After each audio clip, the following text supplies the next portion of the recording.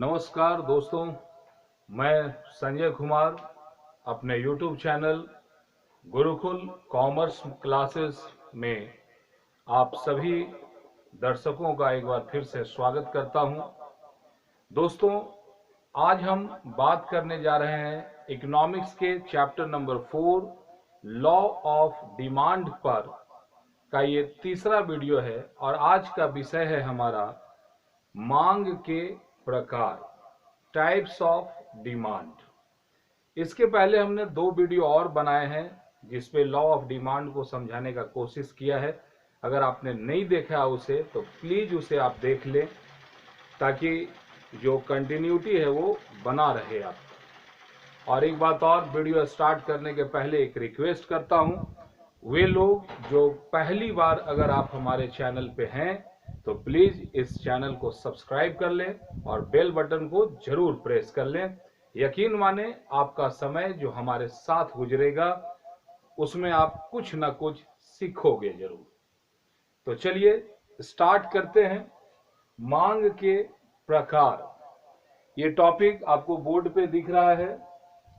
मांग के प्रकार में है सबसे पहला कीमत मांग, प्राइस डिमांड। जैसा कि आप जानते हैं कि जैसे ही प्राइस इंक्रीज कर जाता है, बढ़ जाता है, वैसे ही वस्तुओं का जो मांग है वो बाजार में घट जाता है। कहने का मतलब है कि ये ऐसा मांग है जो वस्तुओं के मूल्य से प्रभावित होता है। मतलब इनका अगर आप मूल्य देखोगे तो आप सोचोगे कि इसका हमको ज्यादा क्वांटिटी लेना है या फिर हमको कम क्वांटिटी लेना है। कहने का मतलब है एक तरह से ये एक सामान्य वस्तु होता है जिसको हम ज्यादा लें तो भी चलेगा, कम लें तो भी चलेगा, कोई ज्यादा आवश्यक वस्तु नहीं है।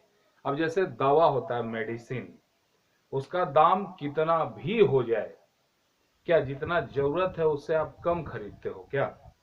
नहीं ना। लेकिन अगर मान लो कि आप आलू और प्याज खरीदने के लिए बाजार में गए और आप सोच के रखे थे कि इसका कीमत जो है वो 20 रुपया होगा। अब बाजार में गए और उसका कीमत हो गया, आपको मालूम चल रहा है कि उस वस्तु का कीमत जो है बाजार में 30 रुपया है।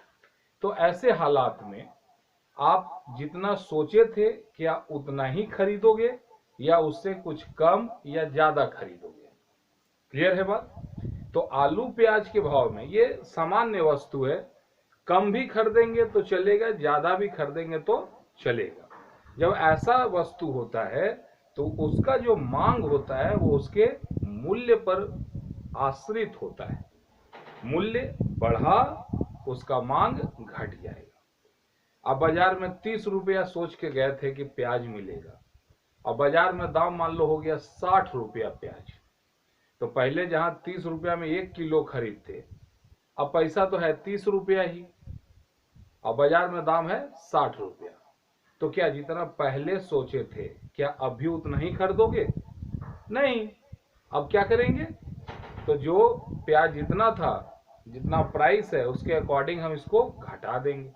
इसका उल्टा भी हो सकता है कि आप 60 रुपया सोच के गए थे, प्याज है 30 रुपये किलो, तो आप क्या कर सकते हो कि प्याज पहले लेते 1 किलो, अब ले लेंगे 2 किलो। यानी कि वह मांग जो वस्तुओं के मूल्य पर निर्भर करता है उसको बोलते हैं कीमत मांग, प्राइस डिमांड। फार्मूला समझने के लिए क्या है? प्राइस बढ़ेगा, डिमांड घटेगा। If price will increase then demand will decrease. Clear है? दूसरा है आपका आय मांग, इनकम डिमांड।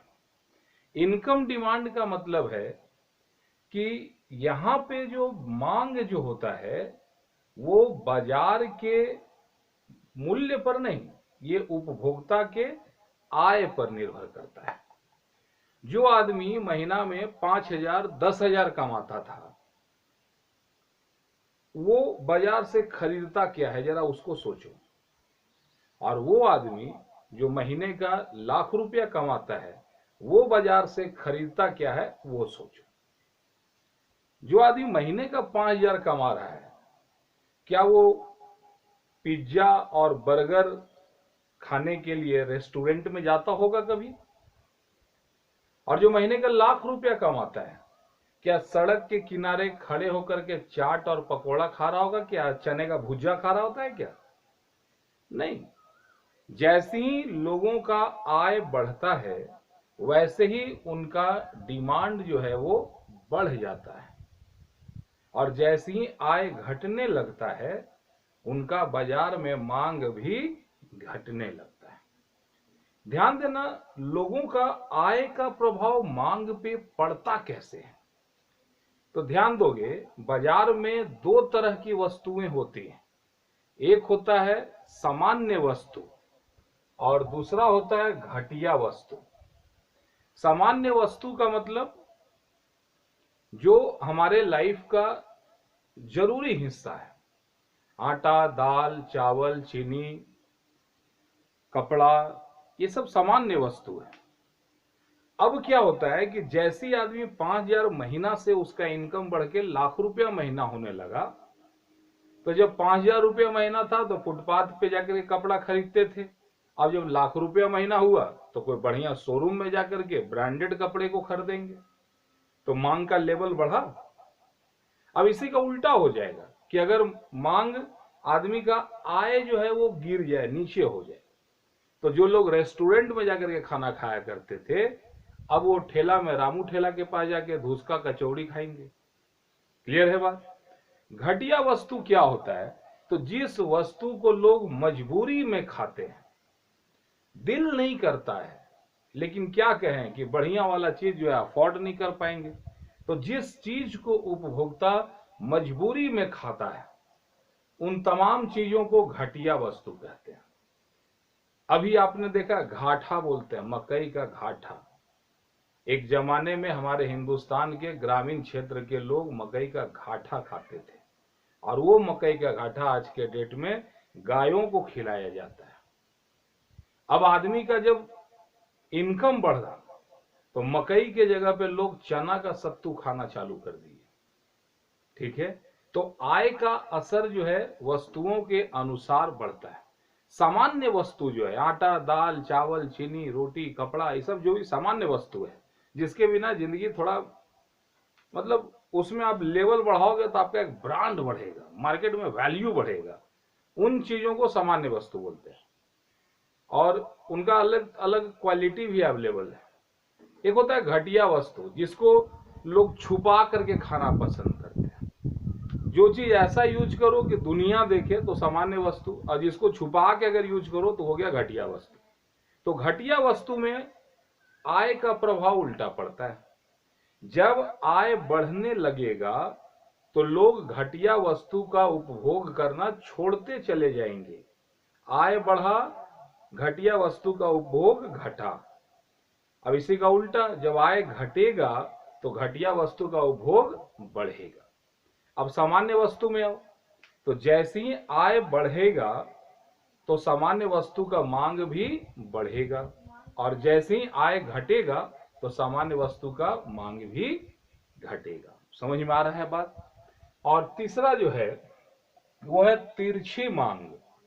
तिरछी मांग का मतलब होता है कि जब एक वस्तु का मूल्य में या मांग में परिवर्तन हो, मूल्य में परिवर्तन हो एक वस्तु का, और असर पड़े दूसरे वस्तु का। अब सोचो, जैसे चाय है और कॉफी है। चाय है 5 रुपये का और कॉफी है 10 रुपए का। अब चाय का दाम बढ़ गया, चाय का दाम बढ़ के कॉफी के बराबर 10 रुपया हो गया। तो वे लोग जो पहले चाय पीते थे, अब क्या करेंगे? वो चाय को छोड़ेंगे। बोले जब एक ही रेट दोनों को देना है तो क्यों ना अच्छा वाला ब्रांडेड चीज लिया जाए। तो चाय की जगह अब लोग कॉफी पीना पसंद करेंगे। यानी बढ़ा मूल्य चाय का और डिमांड बढ़ गया कॉफी का। क्लियर है? उसी तरह अगर चाय का दाम घट जाए तो दाम घटेगा चाय का और डिमांड घटेगा कॉफी का। क्लियर है? जब एक का असर दूसरे पे पड़ता है, इसमें दो तरह की वस्तुएं होती हैं, एक है आपका स्थानापन्न वस्तुएं। स्थानापन्न सब्स्टिट्यूट गुड्स, इसको कहते हैं जब तू नहीं कोई और सही। मतलब भैया अब चाय नहीं अवेलेबल है तो कॉफी पी लो, रोटी नहीं मौजूद है तो चावल खा लो, कार से नहीं जा पा रहे हो तो बाइक से चले जाओ। जब एक के बदला दूसरा को आप यूज कर सकते हो और आपको कोई टेंशन ना हो, इसको बोलता है सब्स्टिट्यूट गुड्स। और दूसरा है आपका पूरक वस्तुएं। I can't leave without you, तेरे बिना मैं जी नहीं सकता। I am a big zero without you. जब ऐसा वस्तु हो तो इसको बोलते हैं पूरक वस्तु। क्या होता है भाई? तो चाय और चीनी। अब चाय में चीनी मत डालो तो चाय का फ्लेवर आएगा। कार और पेट्रोल, बाइक और पेट्रोल, हार्वे डेविडसन का बाइक खरीदो और टंकी में तेले मत रखो तो एक कदम ही गाड़ी चलेगा। ठीक है, तो ये तिरछी मांग के अंदर है। अब इतना देर हम लोग जब देख रहे हैं, बात कर रहे हैं, तो एक सवाल आपके दिमाग में आता होगा कि आखिर लोग वस्तुओं की मांग क्यों करते हैं। आप ही सोचो कि आप किसी वस्तु को खरीदते क्यों हो। अगर कोई आपसे सवाल पूछे, मांग तो बहुत कर दिए, बताइए ये वस्तु को आप खरीदते क्यों है? तो सिंपल जवाब होता है भाई, हर वस्तु में कुछ ऐसा गुण होता है जिस गुण के द्वारा हम इंसानों के आवश्यकताओं की पूर्ति होती है। यानी वस्तुओं का वह गुण जिससे इंसान की आवश्यकताओं की पूर्ति होती है उपयोगिता कहलाती है। और वस्तु की उपयोगिता होने पर ही हम उसको खरीदने जाते हैं। हम बाजार चप्पल खरीदने जाते हैं, क्या एक वो खरीदते हो कि दो ठो, सिंगल या डबल? पेयर में खरीदते हैं ना। अगर एक चप्पल आपको फ्री में भी दे तो आप लोगे क्या? तो मांग कब होता है, उपयोगिता कब है चप्पल का? जब वो पेयर में हो। सिंगल उसका उपयोगिता खत्म हो जाता है। तो मेन हम वस्तुओं की मांग करते हैं उनकी उपयोगिता के कारण। अगर किसी वस्तु में उपयोगिता ना हो तो हम उसको खरीदेंगे? कोई फ्री में भी देगा तो लोगे क्या? नहीं ना। बस बिल्कुल सेम बात है। नेक्स्ट है, कम कीमत पर लोग अधिक वस्तु को क्यों खरीदते हैं? ये भी एक सवाल बढ़िया है। आप सुने हैं ना कि जब वस्तु का मूल्य घट जाता है तो लोग ज्यादा खरीदने लगते हैं।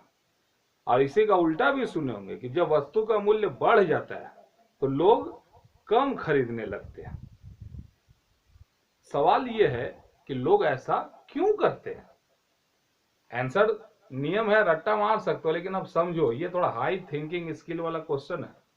अगर ये होता है तो इसको रट्टा मारो, लेकिन अगर समझना चाहते हो तो सोचो कि ऐसा क्यों होता है कि मूल्य घटने पे लोग ज्यादा खरीदने लगते हैं और मूल्य बढ़ने पे लोग कम खरीदने लगते हैं। क्यों? सोचो।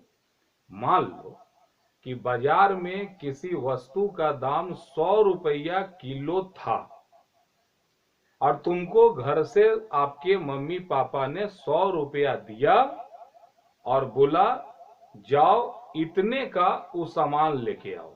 ये नहीं बोला कितना लाओ, बोला जाओ 100 रुपया का, मान लो कि चना लाने भेजा, तो 100 रुपया का जाओ जाके चना ले आओ। तो आपने वहां पे आप गए दुकान में और दुकान वाले से पूछे भैया चना कैसे किलो है? तो दुकानदार बोला बहुत खुशनसीब आदमी हो, कल 100 रुपये किलो था, अब आज 50 रुपये किलो है, कितना दे दें? तो आप बोलेंगे लो 100 का दे दो।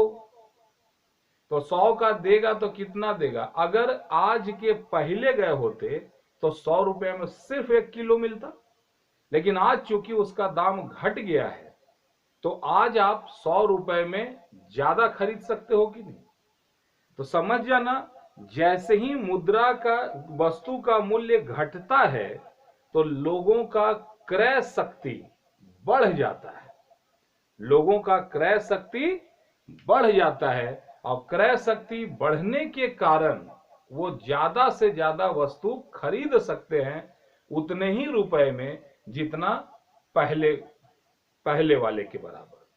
और इसी का उल्टा, अगर 50 रुपया की जगह दाम 100 रुपया हो जाए, तो घर से सोचे थे कि 1 किलो लेंगे, 50 के हिसाब से लाए थे, बाजार में मालूम चला कि 100 रुपया है। तो क्या हम पहले के जितना ही खरीद पाएंगे? पॉसिबल है नहीं ना।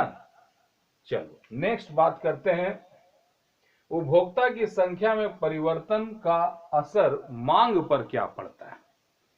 जैसे ही बहुत लोग होते हैं जो बाजार में सोचते हैं कि जब पैसा आएगा ना तो ये लेंगे ये लेंगे ये लेंगे, वो सोचते बार बार है, लेकिन उनका पॉकेट जो है वो उनका साथ नहीं दे पाता है। अब जेब में मान लो 100 रुपया लेके घूम रहे हैं, अब मटन खाने का मन कर रहा, मटन है आपका 700 रुपये किलो, तो 100 रुपया मेरे पास है ही, तो 700 रुपये मटन को देख करके तो मन तो यही कहेगा ना, काश हम भी खाते, हम भी खाते। अब अभी कुछ ऐसा घटना घट जाए कि अब मटन जो है वो 100 रुपये किलो हो जाए, तो वो आदमी जो देख देख के अफसोस करता था क्या अब भी अभी का भी क्या वो अपने 100 रुपए से उस मटन को खरीद सकता है कि नहीं? खरीद सकता है। तो मटन के दुकान में रेट जैसे ही डाउन हुआ, उपभोक्ताओं की संख्या में वृद्धि हुई या नहीं हुई? जब भी किसी वस्तु के उपभोक्ताओं की संख्या बढ़ जाती है तो उस वस्तु का मांग बढ़ जाता है, और जैसे ही उपभोक्ताओं की संख्या घट जाती है तो उस वस्तु का मांग भी घट जाता है। तो दोस्तों, ये था चर्चा हमारा मांग के प्रकार पर, और कुछ सवालों को हमने लिया। अगले वीडियो में हम लोग और विशेष चर्चा करेंगे मांग के नियम पर। और अभी तक अगर आपने चैनल को सब्सक्राइब नहीं किया है तो प्लीज सब्सक्राइब कर लो, और अगर आपको अच्छा लगा, आपको बेनिफिट लगा, तो मैं एक रिक्वेस्ट करता हूं, इसे अपने दोस्तों और अपने सारे ग्रुप में इस वीडियो को शेयर जरूर करो, और बेल बटन को प्रेस करना भूलना नहीं। ठीक है, मिलते हैं दोस्तों नेक्स्ट वीडियो में। आप सभी लोगों का धन्यवाद। जय हिंद, जय भारत।